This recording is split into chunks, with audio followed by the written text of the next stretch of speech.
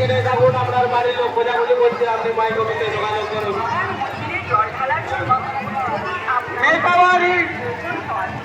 বাবা পুকুরের সদর ঘাটের পাশে